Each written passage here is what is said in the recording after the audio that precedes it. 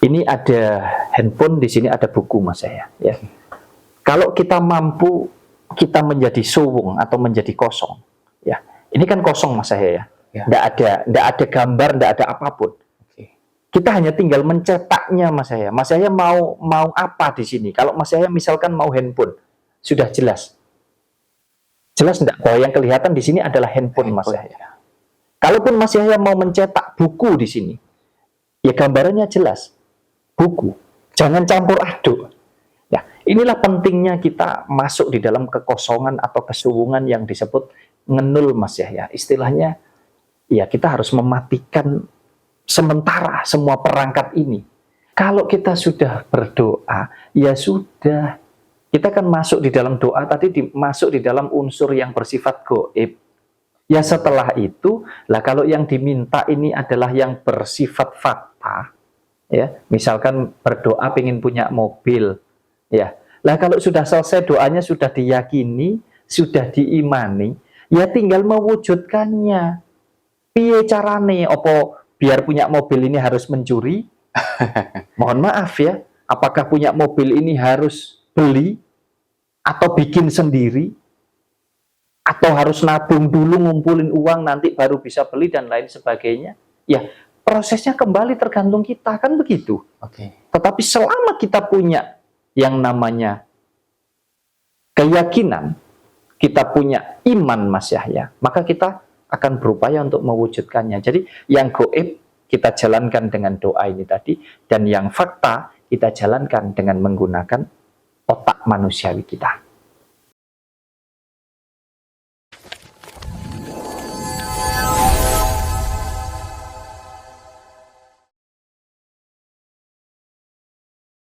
Assalamualaikum Mas Wahyu.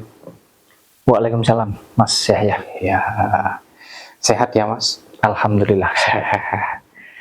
Oke, ini Mas, saya tertarik bahas doa Mas. Sebenarnya doa itu apa sih Mas, kalau menurut Mas Wahyu? Ya, doa itu kan sebuah permohonan Mas Yahya, permintaan. Yang kita yakini di dalam kehidupan kita sebagai seorang manusia itu ada yang berkuasa. Nah, yaitu tentunya adalah Tuhan yang Maha Kuasa. Jadi ketika kita berdoa, kita memohonkan apapun yang menjadi keinginan kita sebagai manusia ini tentunya kita serahkan kepada yang Maha Kuasa. Gitu Mas Yahya. Oke, semisal kita dalam hidup ini nggak usah berdoa gitu, apa boleh-boleh aja Mas? Ya boleh-boleh saja. Ya. Yang memerintahkan, yang melarang itu siapa? Nggak ada. Diri kita sendiri. Ya, makanya doa itu hadir atas dasar ketulusan, ya, keikhlasan, keyakinan. Lebih tepatnya doa itu adalah merupakan kesadaran Mas Yahya. Kesadaran dari dalam diri kita. Jadi tidak ada yang menyuruh kita untuk berdoa. Tidak ada juga yang melarang kita untuk tidak melakukan doa. Karena kembali kepada kesadaran pribadi masing-masing. Nah, banyak sekali yang masih bingung karena doanya nggak terkabul ya Mas. Sebenarnya kalau menurut Mas Wahyu, agar doa kita cepat terkabul itu bagaimana caranya Mas? Mungkin Mas Wahyu ada cara tersendiri dalam berdoa. Ya, agar doa kita istilahnya jalan tol Mas Yahya, jalur langit, langsung dikabulkan oleh yang Maha Kuasa. Kurang lebihnya begitu ya Mas Yahya. Mungkin saya mau mengawalinya justru dari pengertian daripada doa itu sendiri. Yang mana tadi saya sampaikan sebagai bentuk kesadaran bahwa ternyata hidup kita ini ada yang berkehendak atau ada yang berkuasa Mas Yahya. Ya. Nah, kita tidak bisa pungkiri Mas Yahya bahwa hidup kita ini terdiri dari dua unsur, ya. Yang mana ada unsur fakta atau unsur yang nyata sekali di dalam hidup kita, dan ada unsur yang bersifat tidak fakta atau tidak nyata atau gaib. Ini sudah jelas di dalam gambaran kehidupan kita. Yang fakta ya, yang nyata Mas Yahya ini ya, itu adalah fisik kita. Kehidupan jasmani atau raga kita, ini sangat jelas sekali. Fisik. Yang mana pusatnya itu ada di dalam otak. Jadi kalau otak ini difungsikan ya semua ini akan berfungsi. Tapi ketika otak ini tidak difungsikan ya maka ini nggak ada yang berfungsi Mas ya. Logikanya demikian. Itu untuk hal yang bersifat fakta. Nah, hal yang bersifat gaib ini tadi yang mana? Yang disebut kehidupan jiwa. Atau sering kita menyebutnya sebagai kehidupan rohani kita. Karena tentunya dengan adanya tubuh fisik jasmani ini, kalau nggak ada roh kehidupan yang sudah diberikan oleh Tuhan Yang Maha Kuasa, nggak akan bisa berfungsi juga ini Mas Yahya. Nah, jadi ini dua sumber yang tentunya memang sangat penting, ini sumber kehidupan ya. Nah, kemudian kalau tadi yang fakta tadi mesinnya ya atau pengendalinya pusatnya ada di otak atau di pikiran kita, lah sedangkan yang gaib ini di mana? Kan begitu. Yang gaib yang tidak fakta ini tadi atau kehidupan jiwa ini pengendalinya ada di mana? Saya boleh kasih contoh atau mungkin gambaran yang sederhana saja bahwa mesin atau pengendali daripada kehidupan jiwa kita atau kehidupan rohani kita itu ada di dalam relung hati kita. Yang kalau kita kupas di dalamnya itu masuk di dalam keyakinan atau keimanan. Nah, jadi sudah jelas sekali ada dua unsur yang sangat penting sekali di dalam hidup kita karena itu merupakan sumber kehidupan. Yang satu di pikiran, yang satu ada di dalam hati atau di dalam keimanan. Nah, kalau kita Mas Yahya sudah memahami dua unsur ini, barulah kita bicara tentang doa itu tadi. Oke, berarti harus memahami kedua unsur itu. Harus sangat. Karena doa ini sebetulnya adalah salah satu sumber ini yang kita aktifkan Mas Yahya. Ya. Doa itu sebetulnya bersifat gaib Mas Yahya. Bersifat tidak fakta. Karena sifatnya adalah keyakinan daripada iman kita ada di dalam jiwa kita. Atau secara sederhana ada di dalam hati Mas Yahya. Nah, kalau hal yang gaib sudah kita lakukan, kita jalankan, dan kita pahami, kira-kira kalau untuk mewujudkan yang fakta, bisa enggak hanya cukup dengan yang gaib saja? Gak bisa ya? Ya enggak bisa lah. Misal, Mas Yahya kepingin atau meyakini, mengimani bahwa Mas Yahya pasti akan dapat makanan misalkan. Itu kan baru gaib Mas Yahya. Baru separuh saja, baru satu unsur yang kita aktifkan. Nah, sedangkan untuk mewujudkan supaya makanan itu betul-betul ada dan bisa dimakan oleh Mas Yahya, dibutuhkan nggak di situ fisiknya diaktifkan Mas Yahya? Iya. Iya dong. Yang fakta harus diaktifkan. Melalui apa? Ya tadi, mesinnya sudah jelas ada di dalam otak. Ya kita fungsikan otak ini supaya tubuh fisik jasmani kita ini bisa berfungsi, betul enggak? Betul. Bisa kita dengan memasak, dengan kita membeli makanan, atau dengan cara-cara yang lain untuk kita mendapatkan makanan itu secara real, secara fisik. Betul kan? Betul. Nah ya. ini penting sekali Mas Yahya, untuk dipahami dulu, supaya nggak salah kaprah di dalam kita mengartikan sebuah doa dan nanti kita bisa menerapkan di dalam kehidupan kita. Bagaimana supaya doa kita itu mudah terwujud atau cepat sekali dikabulkan. Itu bukan hal yang sulit untuk yang paham Mas saya. Doa kita cepat terkabul. Ya, saya mau kasih gambaran secara umum saja dulu. Secara umum saja. Bahwa doa itu yang jelas tidak diukur dari mohon maaf ya, kita ini backgroundnya agama apa ya, keyakinan kita. Doa ini tidak dilihat dari seberapa bagus, seberapa indah kalimat-kalimat yang kita utarakan di dalam doa, Mas Yahya. Jadi doa ini tidak, bahkan doa itu apa ya?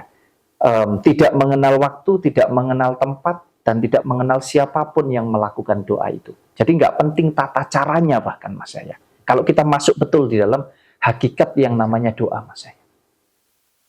Karena yang terpenting di situ adalah hubungan vertikal antara kita sebagai manusia yang diciptakan kepada yang menciptakan. Jadi pure di sini kita bicara kekuatan keimanan, Mas Yahya. Sekali lagi, doa jangan diukur dari seberapa bagus lantunan-lantunan doanya. Bahasanya juga ya. Tidak penting, bahkan tidak usah berbahasa. Ya, makanya tadi saya sampaikan bahwa ada di dalam relung jiwa kita, ada di dalam hati nurani kita. Di sana tempatnya bersemayam keimanan kita. Kalau dikupas tentu ya wah panjang sekali ya, Mas. Tapi saya sampaikan secara sederhananya begitu, Mas Yahya. Jadi Tuhan itu kita kenali sebagai Sang Pencipta yang maha segala-galanya. Kalau sudah maha segala-galanya ini kita nggak usah bertutur kata, nggak usah berucap, Mas Yahya, nggak usah pakai nangis. Mau kita berdoa sambil tertawa, mau kita berdoa mohon maaf sambil berdiam diri saja, nggak usah mengucapkan apa-apa. Kalau kita paham hakikatnya, pasti akan terjadi, pasti akan terwujud. Nah, tentunya balik lagi memahami betul struktur kehidupan di dalam pribadi kita. Karena kalau kita bicara doa, kalau teman-teman ingin ya, dulur-dulur ingin supaya kun fayakun itu terjadi, karena tidak ada yang mustahil, tidak ada yang tidak mungkin, ya, teman-teman harus mampu masuk di dalam kesuwungan atau kekosongan, Mas Yahya. Jadi ibaratnya hidup kita itu sebetulnya cuma begini aja. Ya. Tinggal kalau sudah bisa suwung begini nih, Mas Yahya mau mencetak apapun di sini bisa jadi, Mas Yahya. Ya. Mungkin saya mau kasih contoh ya, begini Mas Yahya. Ya. Ini ada handphone, di sini ada buku, Mas Yahya. Ya. Kalau kita mampu kita menjadi suwung atau menjadi kosong, ya. Ini kan kosong, Mas Yahya ya. Nggak ada gambar, nggak ada apapun. Kita hanya tinggal mencetaknya, Mas Yahya. Mas Yahya mau apa di sini? Kalau Mas Yahya misalkan mau handphone, sudah jelas. Jelas enggak bahwa yang kelihatan di sini adalah handphone, Mas Yahya. Kalaupun Mas Yahya mau mencetak buku di sini, ya gambarannya jelas. Buku. Jangan campur aduk. Ya, inilah pentingnya kita masuk di dalam kekosongan atau kesuwungan yang disebut ngenul, Mas Yahya. Istilahnya, ya kita harus mematikan sementara semua perangkat ini. Kita betul-betul masuk di dalam satu tujuan kita, Mas Yahya. Ya, satu tujuan kita. Ini memang tidak mudah juga untuk dimengerti, tapi secara sederhana begitu. Oke, 4 perangkat tadi ada mata, itu ya, bukan itu, Mas? Iya, termasuklah ya. Ini kan jendela, Mas. Yahya. Ini jendela kita. Ya, pintu-pintunya ada di mata, telinga. Ya, ini semuanya kita nonaktifkan dulu. Kan pusatnya ada di otak ini, Mas ya. Jadi kita buang dulu sisi manusiawi kita. Kita betul-betul hanya masuk di dalam relung jiwa kita. Yang mana di situ hubungannya vertikal kita dengan Sang Pencipta, dengan Sang Khalik. Nah, kalau sudah paham mampu masuk di sana, ya kita maka akan mampu menjadi kosong ini tadi. Sesuai dengan apa yang diinginkan. Maka akan terwujud di sini, Mas Yahya. Gitu. Wah, perkara di dalam doa itu sendiri tentunya semua berproses ya, Mas ya. Semua berproses. Penting sekali kita memahami memang. Kalau nggak paham memang nggak mudah. Nanti berdoa minta sekarang belum terwujud, kita sudah merasa bahwa doa kita gagal. Tidak seperti itu konsepnya ya. Tentu penjabarannya sangat luas sekali, Mas Yahya. Wah, menarik sekali nih ya. Tentunya sangat sulit sekali buat saya untuk memahaminya ya. Tapi kalau kita mau belajar, saya rasa bisa, Mas Yahya. Oke, kemudian apa ada penyebab doa itu gagal Mas atau nggak dikabulkan? Doa itu ya kan begini, yang menciptakan doa kita, ya, yang mengutarakan, menyampaikan doa ini ya kita. Yang punya ukuran bahwa doa ini sudah benar atau tidak itu ya kita sendiri, ya. Dan yang punya bisa dikatakan kuasa, apakah doa kita ini berhasil ataukah gagal, itu balik lagi. Ya tergantung kita Mas Yahya. Ya karena semuanya dari kita. Tuhan ini sudah menyediakan segalanya untuk kita. Tinggal kita mau mengaktifkan, kita mau memanfaatkan atau tidak. Nah balik tentang doa itu tadi, ya yang menggagalkan itu ya kita. Makanya unsur manusiawi kita ini loh yang menggagalkan. Keraguan semuanya pusatnya ada di sini. Tapi kalau kita sudah masuk di dalam unsur keimanan kita, apa yang kamu ragukan kepada Tuhanmu? Katanya punya iman. Tapi kenapa kamu masih ragu? Dikabulkan apa enggak ya ini? Seolah-olah kayak kita minta sama bapak kita, tapi kita ragu. Padahal sudah tahu bahwa itu bapak kita, orang tua kita. Harusnya kalau kamu sudah paham, kamu mengenali orang tua kamu, apapun yang kamu minta pasti akan diberikan. Kan ke sana Mas Yahya. Terus yang benar gimana Mas? Setelah kita berdoa, kita ngapain gitu loh Mas? Kalau kita sudah berdoa, ya sudah. Kita kan masuk di dalam doa tadi, masuk di dalam unsur yang bersifat gaib. Ya setelah itu, lah kalau yang diminta ini adalah yang bersifat fakta, ya misalkan berdoa pengen punya mobil, ya. Lah kalau sudah selesai doanya sudah diyakini, sudah diimani, ya tinggal mewujudkannya. Piye carane? Opo biar punya mobil ini harus mencuri? Mohon maaf ya, apakah punya mobil ini harus beli atau bikin sendiri? Atau harus nabung dulu, ngumpulin uang, nanti baru bisa beli dan lain sebagainya? Ya, prosesnya kembali tergantung kita, kan begitu. Tetapi selama kita punya yang namanya keyakinan, kita punya iman Mas Yahya, maka kita akan berupaya untuk mewujudkannya. Jadi yang gaib kita jalankan dengan doa ini tadi, dan yang fakta kita jalankan dengan menggunakan otak manusiawi kita. Jadi gitu ya Mas cara berdoa yang benar ya. Jadi ya, kita harus masuk ke suwung dulu, kita bayangkan ya Mas yang. Oh iya, kalau nanti tata caranya ya kurang lebih begitu. Jadi semua ada di pola pikir dulu ya, baru masuk di dalam relung hati, kita imani, setelah itu kita keluarkan lagi melalui pikiran kita lagi untuk mewujudkan itu Mas Yahya. Wah, gimana teman-teman? Paham apa enggak nih teman-teman? Mungkin kalau nggak paham bisa ini ya belajar langsung nanti ya. Insya Allah Mas Wahyu ya. Oke, terima kasih Mas Wahyu jawabannya. Sama-sama. Assalamualaikum warahmatullahi wabarakatuh. Waalaikumsalam warahmatullahi wabarakatuh.